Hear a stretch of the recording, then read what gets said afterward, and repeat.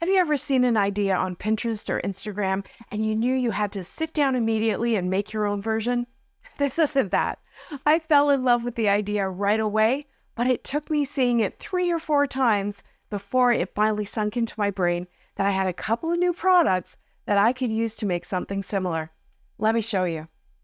I divided the project into 3 parts: the base, the leaves, and then assembly. So let's start with the jar. This is the new mason jar snow globe set from Catherine Pooler, but you could use any vase or jar or even just a rectangle shape to get a similar look. I cut 13 of these. This project is a calendar with 1 vase of flowers for each month. Then you stack them all together to create that big bouquet that I showed you earlier.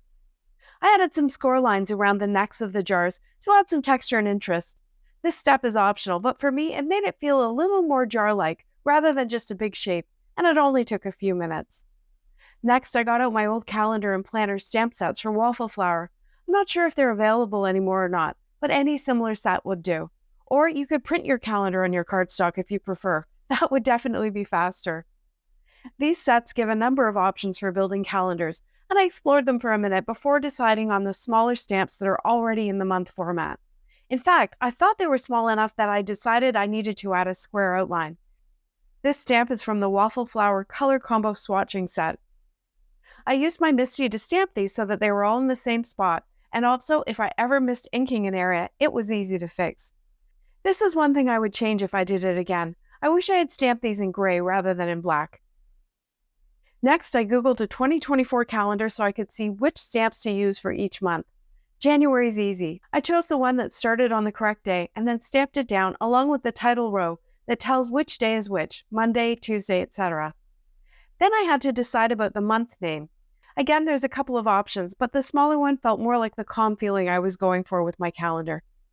I left the day title stamp in place and then I changed the month stamp. This time for February, I had to mask off the 29, 30, and 31 portion of the stamp, which is easy to do with some mint tape. Oh wait, no I didn't. 2024 is a leap year. I'm glad I double-checked before I moved on. I restamped the month with just the 30 and the 31 mask, and then I moved on through the rest of the year in the same way, masking off the 31s when I needed to. Now here's all my months, and while I was doing all that stamping, I did make a couple of mistakes. Sometimes I forgot to change the month or I didn't mask correctly, and that reminded me of a really good tip for die cutting when you're making a lot. You should always cut some extras. I had to go back and cut more, which was a less efficient way to do it. Next, I wanted to add some pale watery color to the sides of my jars. I got out my turntable and grip mat, as well as my hot tub ink, and I started blending down the edges. This is another thing I would change if I was remaking this project. I think I would go with my Tranquil ink, which is more blue and paler than hot tub, or maybe wintergreen, although that one's a little greener than the look I was hoping for. Now, I was thinking it was important to clean off the grip mat in between each month so that the back of each jar would be clean, but I changed my plan a little later on, and we'll talk about that. Next, I spritzed some shimmer spray all over the bottles. I love the subtle sparkle this adds, but it also gives the paper a more velvety texture, which is also really pretty. Okay, I set those aside to dry, and now let's move on to the leaves. This is the new Evergreen set from Crafty Meraki, and I think it's a great basic set to have. These leaves will work all year long, they're easy to color, and they come on one stamp, and there's one big matching die that cuts them all at once. I'm going to color them, but if you don't like to color or if you just don't have time, this is one of the Crafty Meraki sets that has matching effortless artistry paper, which is pre-printed and matches the die perfectly. You get 24 sheets in total, 6 of each coloring, and it's a great shortcut for a project like this. I've got a whole video showing tons of ways to use these papers if you're interested. I'll link it below. As I said, I'm going to color these leaves myself. I haven't used my Copic markers very much this year, and these leaves look very easy to color. Again, I used my Misty and some Copic-friendly ink, and since I was stamping on half sheets and I didn't know how many leaves I really wanted, I did 4 sets to use up 2 full pieces of letter-sized cardstock. Then I lined up the die and I cut them all out. I sorted them by type, and I started building my bouquet, starting at December. I used one of my mistake jars to just help me with positioning and scale. I put the larger leaves at the back, and I put 2 in December since someone might just have December left at the end of the year with nothing showing behind it. I marked the back of the ones I chose with number 12 in pencil, And then I put another branch in my bouquet, marked it 11 for November, and then 10 for October, and so on. Now, I did kind of end up with 2 groupings of 6, so I worked tallest to shortest in June, and then tallest to shortest again in January. Okay, so now I'm ready to color. I've got my branches sorted by month, and since there's 12, and since these really are leaves and not flowers, I thought I would do a kind of rainbow of 6 colors with 2 of each. But you could do it all in greens and have a very pretty monochrome project. You could also do no-line coloring if you wanted a different look. For coloring, I put some acetate down on my turntable. This helps the cardstock get soaked with the alcohol ink and the Copic markers, and that really helps with blending. Although with all this, I'm not going to worry too much about blending. For each of my 6 colors, I chose 3 shades, and I did something that my friend Daniel calls storybook coloring. You just put down your colors with the lightest filling up the most space, but not the whole leaf. Then you add a little less of your midtone, and then finally the darkest shade to just add a little bit of depth. This method is fast and easy, plus it gives you an almost watercolor look, which is perfect for a pretty project like this. Once all my coloring was done, I got ahead of myself and I started putting together each of the months. I used some mint tape to give myself the ability to change things as I built the bouquet. I wanted to be able to see some of all the colors, but I also wanted to get that look of the dense, abundant bouquet. But as I was arranging my flowers, so to speak, I remembered that I had wanted to spritz them with the shimmer spray and add some gold watercolor splatter as well. So I took a photo, took them all apart again, and threw them into my splatter box to do that.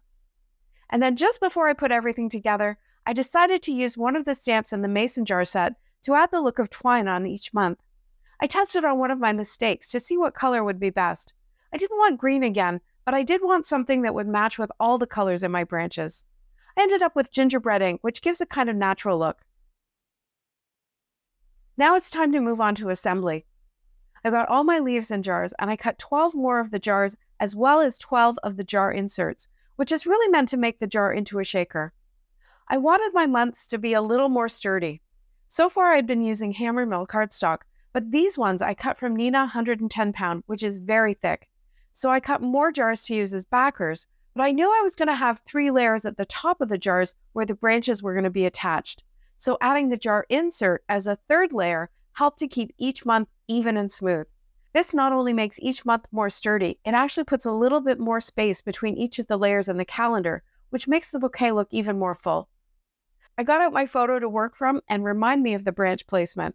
I put glue down all over the back jar and added the insert to the middle. Then I placed the branches on where I wanted them. Next, I put glue all over the back of the ink-blended stamp jar, and I put that on top, just like building a sandwich. Then I put each month under an acrylic block to dry while I worked on the next month.